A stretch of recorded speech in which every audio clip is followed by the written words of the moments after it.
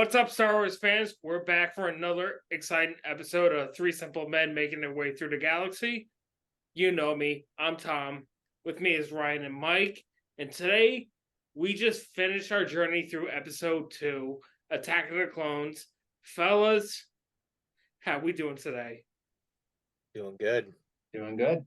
We got a lot to go through with this part. We left off with basically Jar Jar Binks sitting with Palpatine and them kind of talking about how somebody needed to stand up and make a motion to give Palpatine emergency powers. That was where we ended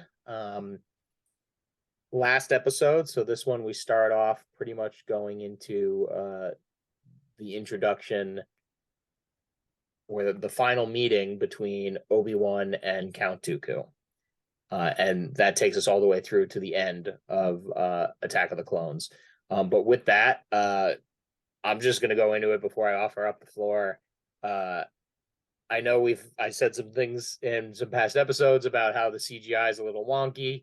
I loved the prison cell that Obi-Wan is like floating in with like the electricity going through it and stuff. I thought it looked cool. I don't know about you guys. Any thoughts on that or just the conversation with him and Dooku? No, I actually loved it. I truly did love it. Like I wanted to bring that up later on during our conversation, but now that you mention it, it was well done. Yeah, I thought it was really cool. I agree. And then, Ryan, I'm sure you're going to transition to this part too, but it's just funny to see how Count Dooku is playing the good cop, like, oh, I don't know what's going on here, Obi-Wan, I'll get you out of here and, and just get right to it. And Obi-Wan's like, yeah, I don't believe this. I'm here on a mission. I'm tracking down Jango Fett. And he's like, oh, no, well, it's Qui-Gon would be, Qui-Gon was here. He believed me in this and brings it up and just, again, Obi-Wan's not buying it, and he doesn't really know Count Dooku at this point. We kind of see that in Tales of the Jedi where, Qui-Gon and Count Dooku meet up with each other one last time before Qui-Gon heads back to Naboo, but they only just reference Obi-Wan in discussion, and this is the first time they meet face to face. Well, we don't know that, right? No. Because it's a 10-year gap. Right. And we still don't really know what transpired to get Qui-Gon or for to have Dooku leave the Order. So it might have been that Obi-Wan and him have met in that time in between. I mean, he seemed to at least know who he was by his face, but as you pointed out last, he was or 2 episodes ago, right? He was staring at the face. With that, though, to touch on what Mike just said about Dooku kind of playing like, oh, well, what's going on here? I kind of noticed. So first of all, we got to give a shout. We finally really we had him a little bit in the last episode, but briefly.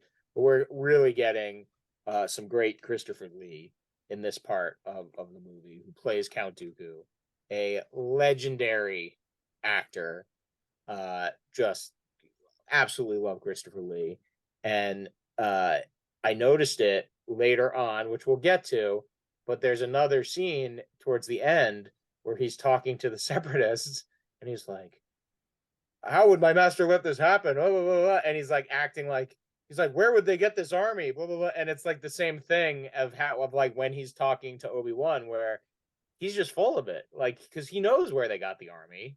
We then find out he knows that later on that this is all exactly how it was supposed to happen, which we'll get to. I don't want to get too far ahead just in this episode.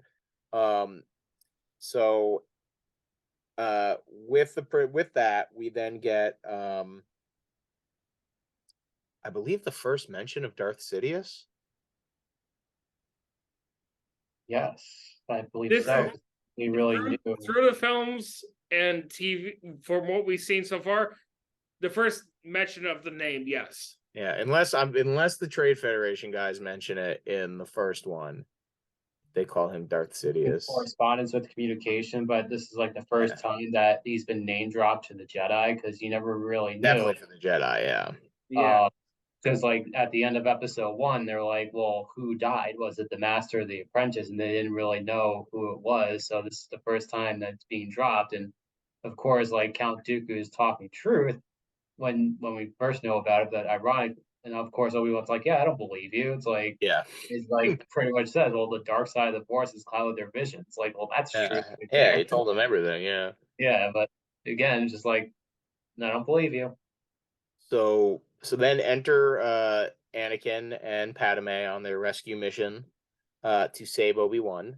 They come in and land in the exhaust vent. And I did well, so then they go out, and obviously it's a droid factory. They're jumping and bouncing around through the conveyor belts and everything.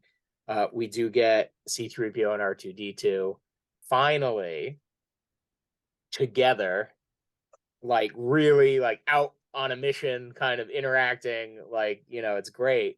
And we get C-3PO, which it never really struck me the past probably 100 times I've seen it, but when he first comes into the droid factory, he says, "Machines making machines, how perverse." And I never really thought about it, but yeah, as far as C-3PO knows, people make machines because he was created by Anakin, right? The maker, which we talked about last time. So this time he's kind of like, all right, now he's seeing this and he's like, oh my goodness, this is crazy. So we get a very fun, I mean, Anakin just, you know, so much for Padme requesting, oh, let's try to have a diplomatic solution here and talk to people. The second the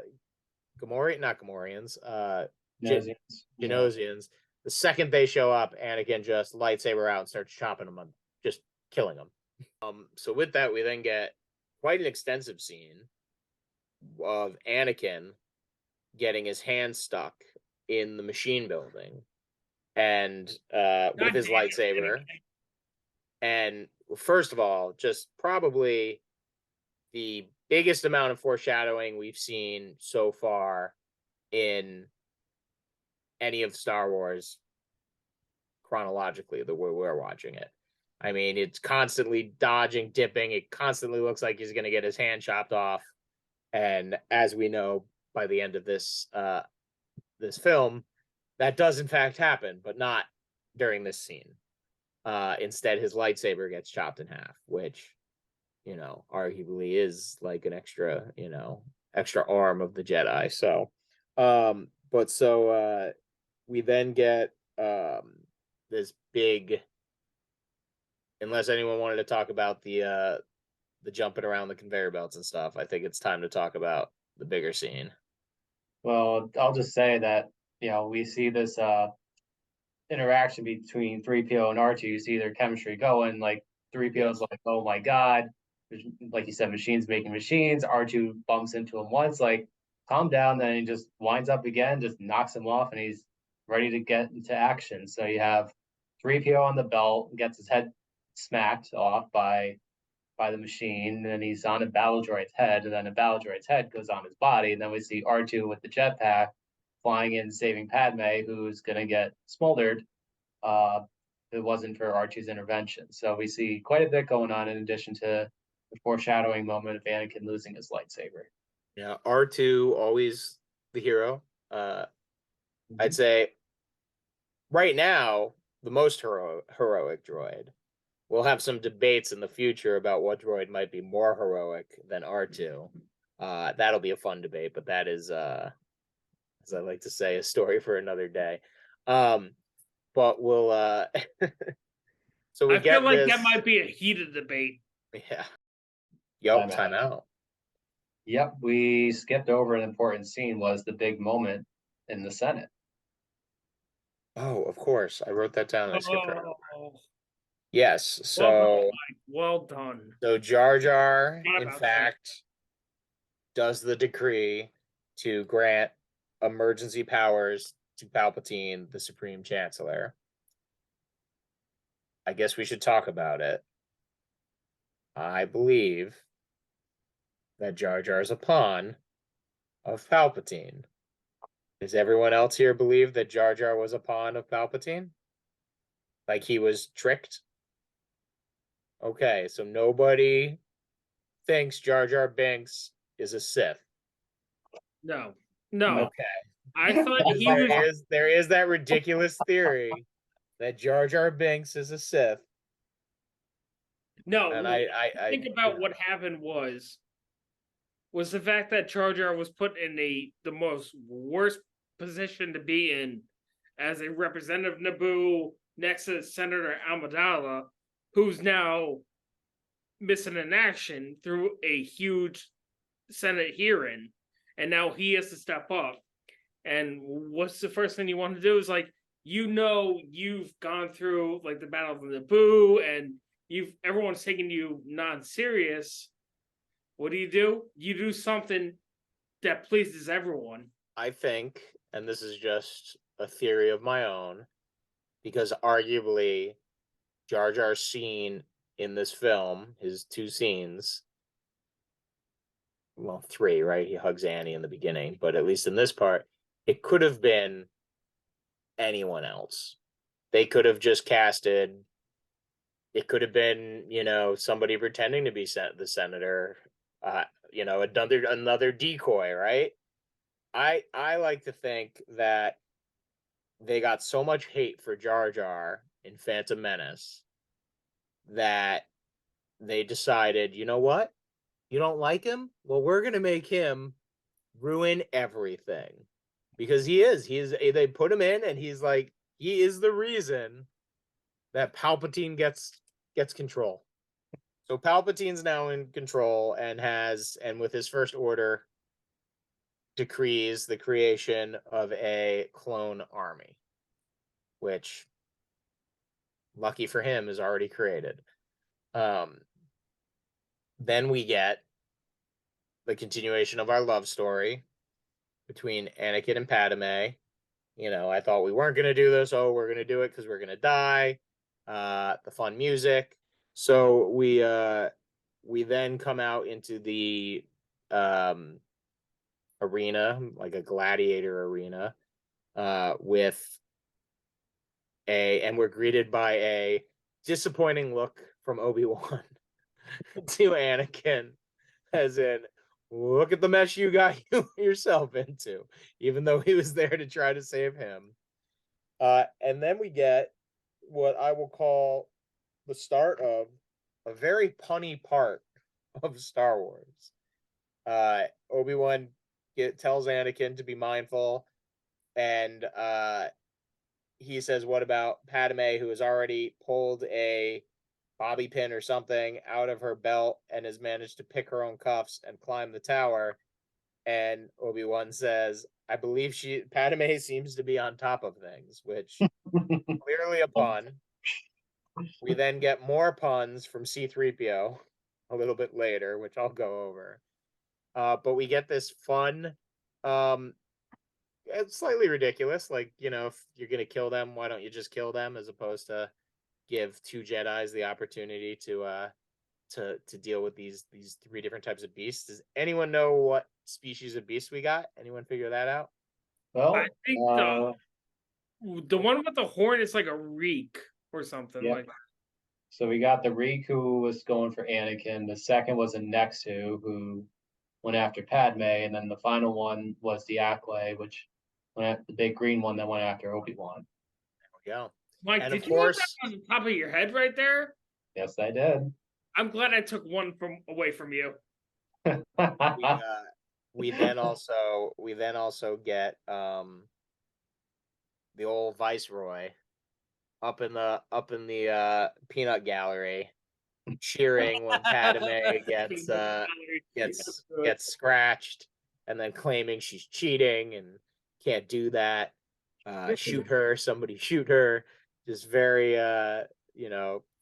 continuing the whole fact that the Viceroy just seems to be in this because he's upset and wants revenge against Padme for embarrassing him. Let's call it what it is. He's still a sore loser. No, and I mean, they all get out, and then of course they fight for a little bit, And then right when we think they're done for, we get Mace Windu walking down the hall, coming up on Dooku and Jango. And this is what I thought was interesting. One, we get our first glimpse finally at the purple lightsaber. It gets, but he holds it up against Jango's neck, which I thought was weird because Django's just the soldier, right? Or not even a soldier. He's just a bounty hunter. For like, why would Dooku care about Django? Also, why wouldn't you hold the lightsaber up against the Jedi, or as we now know, the Sith? He just kind of like. And then when the droids show up, Dooku just casually walks away. But it's like he doesn't. It seems like he just thought Dooku wasn't a threat. It was very weird. And you would assume if Dooku's the leader and you hold the lightsaber up against him and say, everyone put down your guns, everyone's going to put down their guns because it's the head of the snake, that whole thing. But instead he does it with Jango, which then leads to the second coolest weapon besides Mace's purple lightsaber. We get Jango. We finally get Jango's flamethrower. Yes. But exactly. can I go back a little bit? Yeah. About that, the reason why I believe Mace Windu went for Jango, and this is gonna be my hot take right now. Okay. Is because Tommy's hot take. Tommy's hot take. And right now it's like he can go after Dooku if he wants. But he realized after that conversation with Obi-Wan, when he made contact with Kamino, saying that Jango Fett was the host of the clone army, he believed that if he can kill the main host of the clone army, it would be hard for them to make more clones, less DNA to keep extracting to make more soldiers. And that this way, he'll believe that him and the Jedi can just find a way to end the conflict. He believed in the Jedi Order to a point where I think this is going to get into later on towards the next episode of how people perceive the Jedi of being this high monarchy, this established power of the galaxy that is the Jedi Order, saying that you don't need an army. You can just tell us what you need and we'll do it. But we're at a point now after the events of Naboo where the galaxy is more of, wait, the Jedi kind of failed in this situation. Why should we trust them? So now distrust with the Jedi Council or Order. When he comes into Geonosis, who's the first one he goes after? Jango Fett. Interesting take. Hot take. Very hot. So the fighting begins. All the other Jedi come out. We get full out war battle. And then we get this awesome back and forth between everybody fighting, obviously the droids, but then we get Mace kind of setting his sights on Jango and vice versa. But the what was the name of the horned one? Reek. Thank you, Mike. Ends up getting in the way, and then getting eventually dispatched by Jango, who then in turn very quickly and very savagely gets his head chopped off by Mace Windu, followed by a death stare from Mace Windu to Dooku. He cuts it off and he just looks right up at him like, yeah. It was intense. It was very Samuel L. Jackson. It was very minus that reference, yeah. And of course, that's the reason why the man has his purple lightsaber engraved BAMF.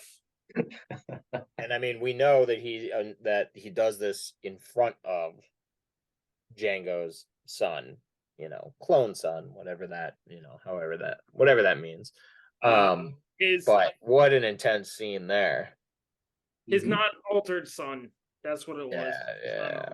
One son. Yeah. All right. Continue. Yes. I'm sorry. No, but I mean, anything about that? I mean, it was there was no No, I mean, questioning, there was no surrender, there was no option, there was just knock, and then head Django roll. got trampled over by that Reek, and looks like sparks are coming out of his jetpack, so he was very limited with what he could do. And unfortunately, with Mace charging at him, reflecting his blaster bolts, he was out of options. So, but I'm there gonna was one other thing that happened, like before that whole thing happened. You had that one Jedi try and jump up and go after Dooku, but he got blasted down by Jango Fett. He does the Right. cool twirl, boom, and there you go. So Yeah, you're right, Django. I'll say this about Django. When he flew down and his jetpack didn't work and he tried to fight Mace Windu, I think he wasn't. I think this is going to come later on during the animated Clone Wars series about him and his identity as a Mandalorian. Because I think what's going to happen, and it's going to be in the question, is was he truly a Mandalorian? Because if he was truly a Mandalorian, he would have kept using the flamethrower. He would have kept using his spikes, or he could have had like other things to his essential. He just kept shooting.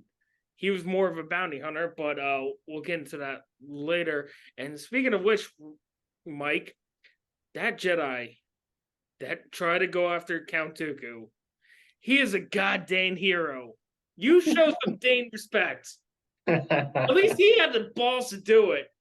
He did. I will admit that, but unfortunately, he just got hailed down by a lot of blaster bolts, and R.I.P. that one Jedi. R.I.P. to the one unnamed Jedi. So we do get our lovely next set of puns with R2D2 in the midst of the battle, going and recovering C-3PO's head. And by recovering it, I mean ripping it off of the downed body of the battle droid and dragging it back. And at that moment, you get as C-3PO's head is being dragged across the battlefield, he says, such a drag. And then when he finally comes up, when R2 finally gets him up to his body, C-3PO says, I'm quite beside myself. So they just really went for it with the puns. Oh, yeah. So very, very punny portion of this film. I think that's more towards, like, I gotta say, like, maybe it might be towards the actor Anthony Daniels, who just, like, at the time, he's just pretty much like, can I make this fun? Let me throw something quick. Let me throw something witty. Let me do something that makes it funny while this whole chaos is going around the whole battlefield. Yeah, and I mean that it's kind of it is funny because we're then pretty much followed up by again they're trapped, they look like they're out, all the Jedi, and then Yoda comes in and with the clones and kind of saves the day. First time he does that, he'll do it again later on too. But it's funny because we're getting the jokes with C-3PO right around the time as we're getting Jango's head chopped off and Boba Fett holding his severed father, or his father's severed head, which is very, very dark. I don't think it's a severed head. It's just a helmet, because if you look back towards it, you see when the helmet fell off, there's a little shadow that goes in the opposite direction. That's the actual head. So you think the head rolled out of the helmet? I didn't out of the helmet. Yep, right after Mace Windu sliced it off. Yep. Gotcha. Okay, so still dark, not as dark, just the helmet. It's the first time we've ever seen anything dark in Star Wars at this point so far. No. Yaddle, dude. That was rough. Yeah. Yaddle's death was pretty dark. And I mean, I guess, I'm sorry, not dark. Darth Maul does get chopped in half. I guess that's kind of dark too. I'm thinking more of like gruesome in the sense of the term. I think that's the term I'm looking, gruesome, because you're talking about a man wearing a helmet and he gets his helmet and his head just goes in different options. Yeah. No, it's definitely it's up there. It's So I up get there. why they throw some comedy in there. Ladies and gentlemen, it's up there on our list. So with that, Yoda arrives again with the clones, and full out war begins, full out battling. We get some cool scenes of ships taking out the now the new introduction of the new ship, right? The clone transport ships. We haven't seen those yet. And they're taking out, I mean, tons of Federation ships. We got other types of Federation droids going and battle. It's everything. I mean, D2 battle droids. Like you got some stuff to say. We got the spider droids and yeah. We see all the toys coming out. So, like you said, Ryan, we see the Republic gunships coming in. Then you see the assault ships dropping off the troops. I love that you just called them toys. Yeah. That's smart. You didn't call them toys. You called them toys. I love it, Mike. Say the ATTE walkers, the spider droids, the wheelie hellfire droids, and then you see like the Techno Union ships and the Federation ships launching off. So yeah, it's just all out assault, and then you have the gunships landing down, deploying the Jedi. Now they just became Jedi generals leading the troops into battle. So, like instantly, which was crazy. It's like Windu was like, "Oh, I got 5 special commando units awaiting your orders." Like, yeah, let's go. No, you know what's funny? It's like two things. One, the minute one Republic transport gets blown up, you see Mace Windu go, "Pilot, land us down by that assembly area," because he's like, "Dude, I'm done." And two, after another Jedi that hates flying. yeah, absolutely.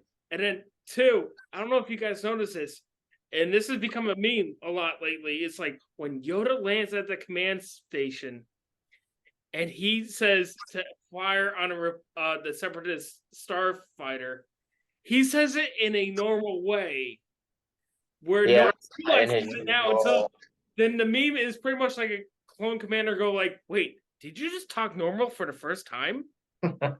Yeah, I did catch that because and obviously I was being a little hyper aware. Oh, you know what I skipped over? I'm sorry. We do get Anakin saying, "I've got a bad feeling about this." Yeah. Ooh. And I believe this is I was keeping a tally, so this is only our second time we get it. First was Obi-Wan in episode 1, and now we get episode 2. Anakin says it. So mark that down. That was earlier on. So yeah, you reminded me with that, Tom, with the mention of the meme, where we have the kind of making fun of Yoda speaking normal. During this battle, we're bouncing around to the different transport ships with different Jedi in them, but then we also have this battle being viewed by the Separatists command staff with Dooku there, and they begin to talk about the how important it is. Well, one, what I mentioned earlier, Dooku is like, how could the Jedi have amassed such an army so quickly? My master won't allow something like this. He won't let the Jedi get away with this treachery, even though, again, it sounds very familiar to how he was talking to Obi-Wan earlier in the in this episode with the being like, "Oh, how could they lock you up? This is ridiculous." But then we see the plans for the Death Star. Do they refer to it as the Death Star? No, they just say it's a great weapon. Yep. So I think it was mentioned as my master's plans. That's all. Yeah.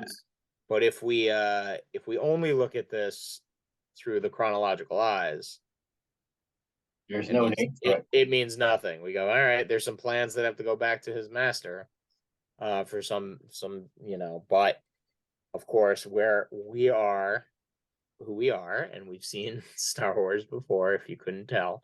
If this is the first episode you're watching, we've clearly, seen Star Wars before. I see 1 right there. I see 2 right there. I see 3. Yeah, we got a bunch of Death Stars. Um, I mean, I'm happy I know how to count, to be honest now, but that's just me. what? Who So knows? Maybe it's working all along with these Death Stars, these battle plans. I definitely Imagine what we remember. could do with 4 or 5 Death Stars. That's just me.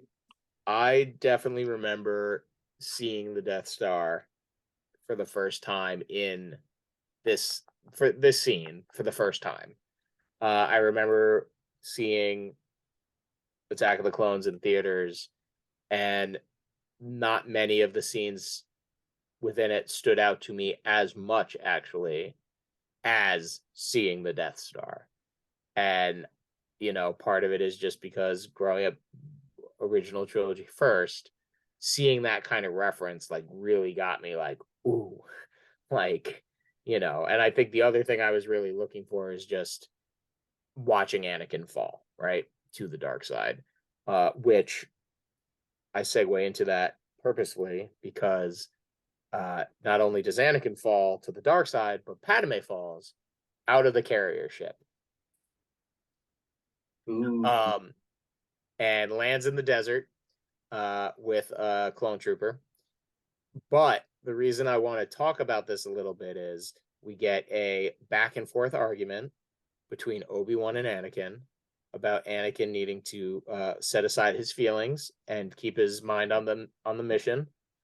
And at that moment, with that back and forth, I mean, Obi-Wan even says you'll be kicked out of the Jedi Order or expelled from the Jedi Order.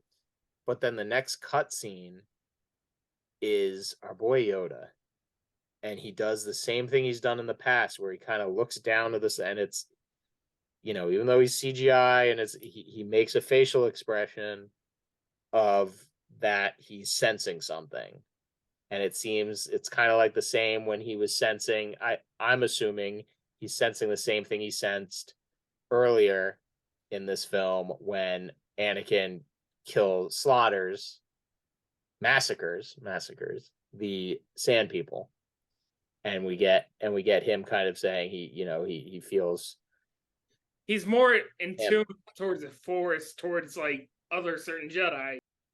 Yoda, no, he knows, because he's the one that was very skeptical about Anakin. So he senses his attachments, his fears, his anger,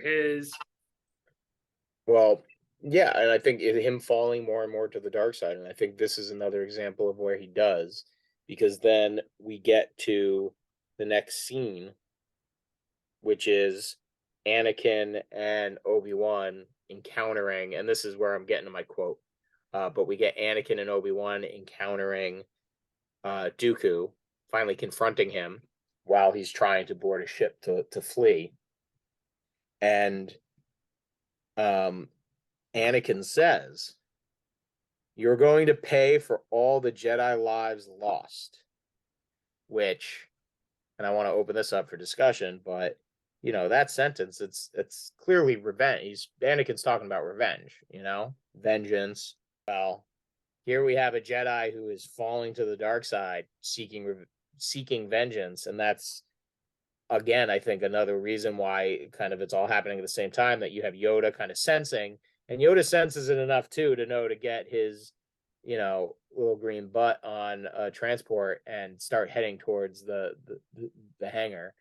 But it's just kind of interesting that Anakin continuing to just outright not follow any of the Jedi. Well, look at, and that's been what Anakin has pretty much been on a death march of just, his mom's dead, gets vengeance and revenge, kills all the Sand People in that village, then basically gets on a ship, heads out here. As soon as he gets starts killing, he's literally killing machine. And I mean, I think it's hard to kind of it's hard to look at it that way sometimes and realize, because of who he's killing, right? There's a scene in the next film that we will talk about where you really get oh my God, he is evil, but because that's when it gets more to him killing human beings or people we can more easily identify with. We don't necessarily identify with the sand people in this film or the flying, clicking Genosian. I'm never going to get it right. Genosians. Yes. So we don't necessarily view, it's hard. We don't have their, and we're not given that, right? We don't get the humanity of them. We'll eventually get some humanity from sand people, but that's I'm calling them sand people, which I feel like is derogatory. Tuscan Raiders. We will eventually get some humanity from them, and we learn more about them. But it's not like we have we're introduced to these Genosians, and they're almost like they're part of the wall. They're coming out of the wall. They're immediately getting chopped up. You're kind of like, you don't see any one of them appearing to care for each other. Right, when earlier on, when the Jedi are about to lose, we get the scene of them all in the huddle, and Obi-Wan is down on his knees checking the pulse of one of the Jedi. I mean, you see this kind of humanity that they don't give these, and I feel like they did it unjustly. I think they probably should have given them a little bit more humanity. We get it. I feel like the most almost painful death that we've seen so far has been Jango's. Because we're talking about decapitation. We're talking about a man losing his head. So I agree with you on that, Ryan. Yeah, and we get 2 decapitations because then C-3PO loses his head. All right, so sorry.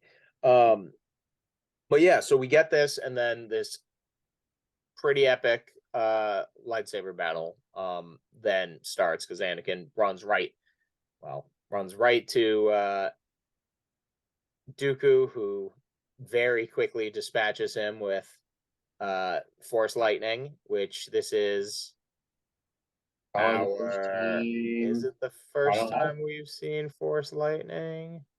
Chronologically speaking, I think so, right? It wasn't used against Yaddle. Yeah.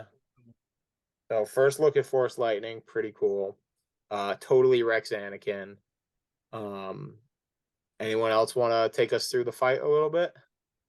And we see Dooku trying it again on Obi-Wan. Obi-Wan's being like, hey, let's take it easy. Let's just do this together. He just deflects it with this lightsaber. And then we see Count Dooku pulling out his lightsaber. And from what we've been seeing with the Tales of the Jedi, he still has that same curved hilt, but instead of having a blue lightsaber, he bled the crystal, and it's now a red lightsaber. So we see this battle going on, and you see Dooku fighting like a fencer, toying with Obi-Wan. It's like, oh, Yoda spoke very highly of you, and egging him on. And, Obi-Wan's doing everything he can, but just seeing that, he was down in the arena fighting for his life. You see he's catching up to him, and you just see Dooku stabbing him in the arm and then down the leg, and he's ready to deliver a killing blow. Then we see Anakin come back and saving him from possible death. When with that, Anakin then Obi-Wan throws Anakin the second lightsaber, and I could be crazy, but I feel like we get a very familiar move, not chronologically, but from Anakin, where he cuts the power at his feet. I know what you're talking about. I love that for some reason that reminded me of another lightsaber battle that may or may not happen in the distant future. But maybe we'll remember to bring that up then. But I don't know. Was that familiar to you at all, Mike? The power cable getting cut? Well, no, I think you got me on this one, so I'll have to wait for the next moment. Yeah, I think I just try to file that one away because for me, I was like, I had a little deja vu with it, and I could be wrong, but I think it does. I think that I know they like to have characters kind of replicate moves they do throughout Star Wars, like as their lightsaber moves, and I do feel like a familiar kind of action happens in the future. And before we go, I was gonna say before we go into the next Carnage, let's go ahead with Tom's hot take. So going back to that lightsaber fight between Dooku and Obi-Wan and Anakin, I truly think Obi-Wan and Anakin did not have a chance at this point. Because we're talking about a young, still immature Jedi Master and a very reckless, immature apprentice going up against a very well-skilled lightsaber duelist who was a Padawan of Master Yoda, who was very skilled in not only just the Force, but agility and the lightsaber combat skills. So, and then when you see Obi-Wan just gets knocked down quickly, even if Anakin had two lightsabers, Dooku found ways to counter his attacks and just find the weak spots. I completely agree with your hot take there. I mean, Dooku is, like you said, he's an incredible duelist, and yeah, he's it's just him going up against two out of sync master and a Padawan. So it truly doesn't get justified with that take until we saw, as we talk about later on, Yoda versus Dooku. Well, with that, let's move right into that. I mean, so Dooku lands the kind of final blow by the foreshadowing I mentioned earlier, chopping off Anakin's right arm and cutting I believe cutting Obi-Wan's lightsaber in half.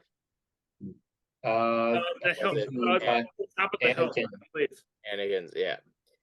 But he cuts his arm off. He's about to end a final, death blow to both of them when a very old Yoda comes walking in with his cane, and then the real fun begins, because that battle, I mean, I will say I think it would have been very hard for them to pull that off using a Yoda puppet.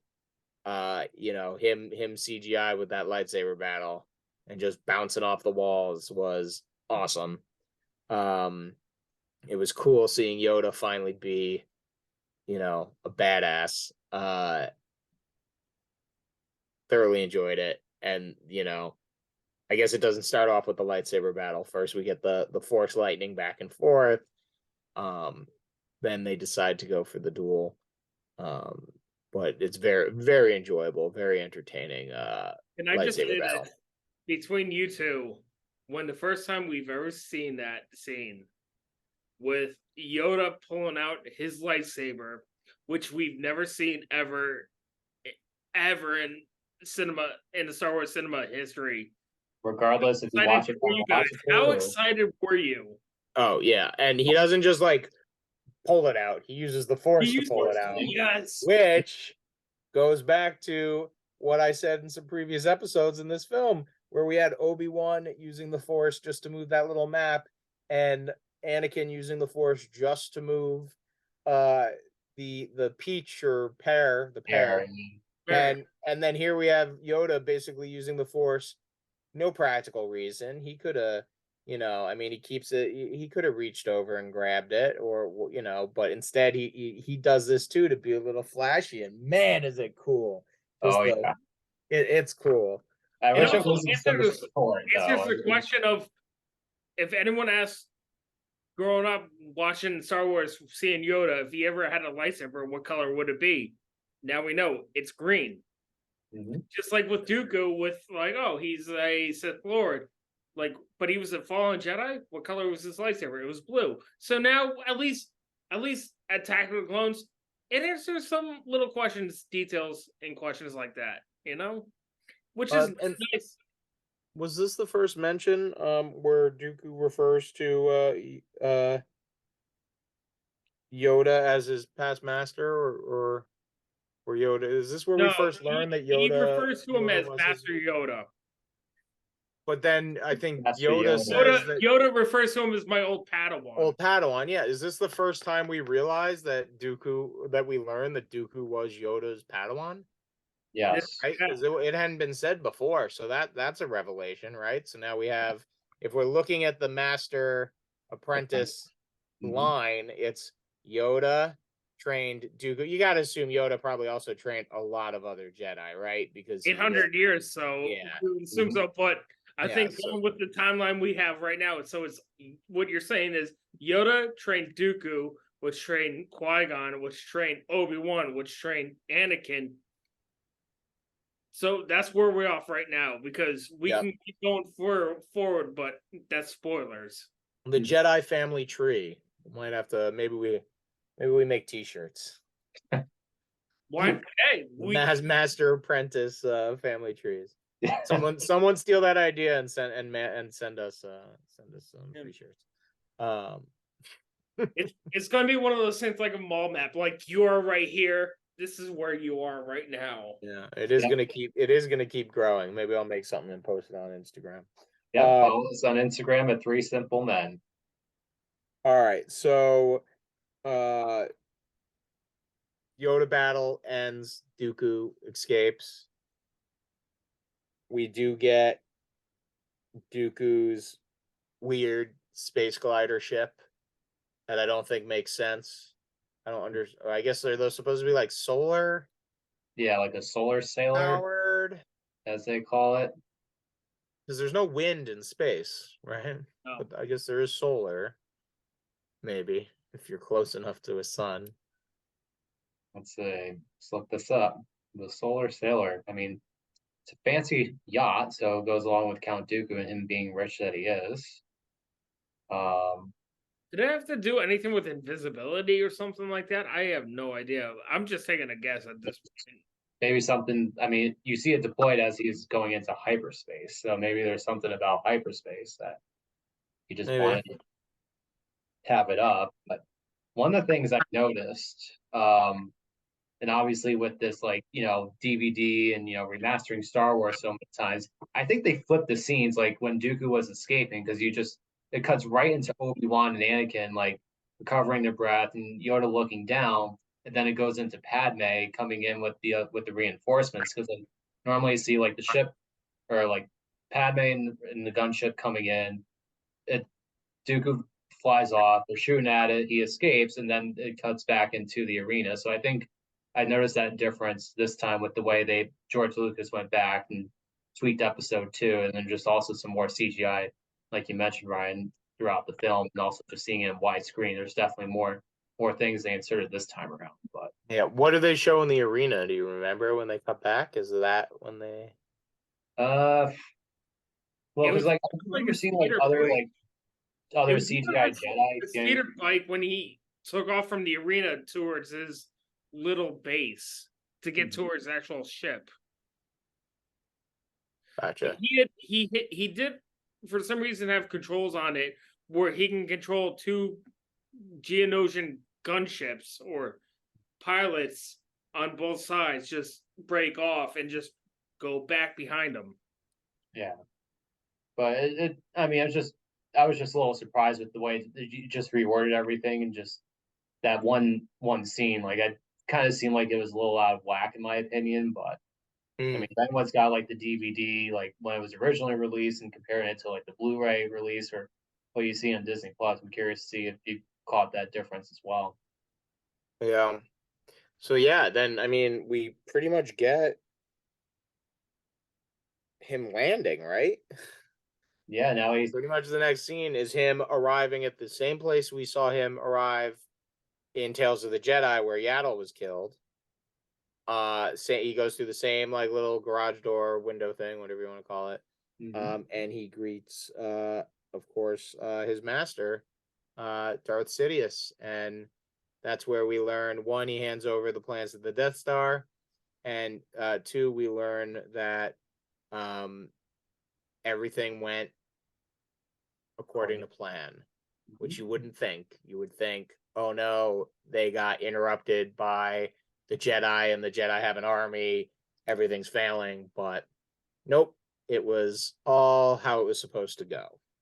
I like the location too, is like we saw in it with Tales of the Jedi with Yaddle. You know me, I've been quoting like different movies and stuff like that that connects to this, and I'm gonna quote one more. It's more of like, I'm gonna quote Pippin from Lord of the Rings: The Two Towers. the closer we are to danger, the further we're away from harm. So they figured if we're close to Coruscant, no one's ever going to suspect that. Well, yeah, I mean, if they're there controlling the Senate too, it's kind of, you got to be there. It's a win-win right there, man. And the way they're masking, not being sensed by the Jedi. I mean, yeah, you couldn't have put that any better. So then we get the oh,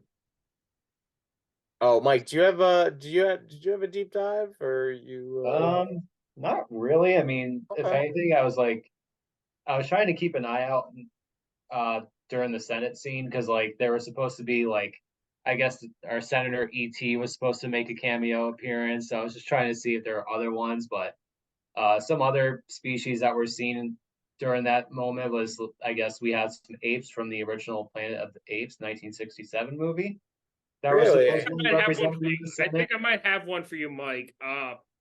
It's a deleted scene in Attack of the Clones. It's right after Jango Fett he flies out and holds, Senator Amidala and Anakin hostage, and he forces them to meet with Count Dooku. If you look at that scene, he's wearing a little poncho.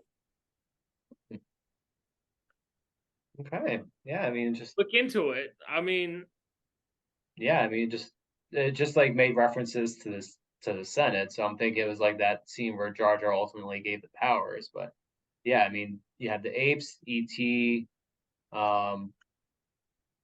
Yeah, I mean, don't really have any deep dives. I mean, I think from what we've been talking about all throughout this episode, I think we've had some really good references there. So now we're back to the Jedi Temple and we're having the debrief about, Obi-Wan's like, well, do you believe what Count Dooku said about Sidious controlling the Senate? And Yoda's like, well, lies, deceit, and mistrust, those are his ways now. So like, yeah, he's fallen. They acknowledge that he's truly fallen to the dark side. Because I think, chronologically speaking, nobody really knew what happened with Count Dooku. Obi-Wan doesn't really give him the heads up in the transmission. I mean, other than just like, oh, it's Count Dooku, but you don't really know he's a full-fledged Sith at this point. And then it's like, well, have to admit, without the clones, it would not have been a victory. It's like Yoda's like, no, not a victory. It's like begun the Clone War has, and then we get wait, I wrote it down. I wrote it down. It's not victory. The shroud of the dark side has fallen. Begun the Clone War has. And then we get some awesome music. Oh yeah. As we're seeing the senators, a couple senators, and Palpatine staring out over the clone army, and we hear the Imperial March, right? Playing, and that I was about to say that ends our film, but there's one last scene that we should at least mention. This scene at the end is arguably yet again another fall, unfortunately, right, to the dark side for Anakin. I mean, we see he has a mechanical hand, but he's marrying Padme. It's a complete break from the Jedi Order's rules, and that's how we end it. We end it with him, making the connection, the feelings, the love, the everything, which, as Yoda has said in the past, one thing I'm not quoting it, I don't have it in front of me, but you might be able to, one thing leads to another, and eventually it leads to the dark side. So what this is pretty much like a Romeo and Juliet type of situation. It is for more to one side, where the other side, she can marry whoever she wants. It's more of like towards Romeo. It's a forbidden. Be a Jedi. It's a forbidden love. It's forbidden love, right? That's the archetype. That's what they're going for here. But yeah, it's just more of Anakin not doing what he's supposed to be doing, and something that's usually a happy scene, a wedding, is potentially shrouded by the dark side.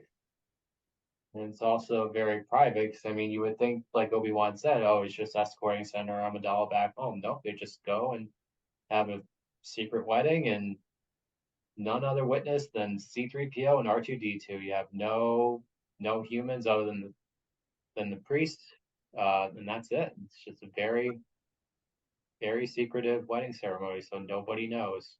Yep. All right. With that, if no one has anything else, I say we pitch it on over to Mike. It's a wrap, everybody. Thank you, everyone, for joining Three Simple Men making their way through the galaxy. Hit that like, comment, and subscribe, and come back next week as we start a big dive into Star Wars: The Clone Wars. May the Force be with you, always.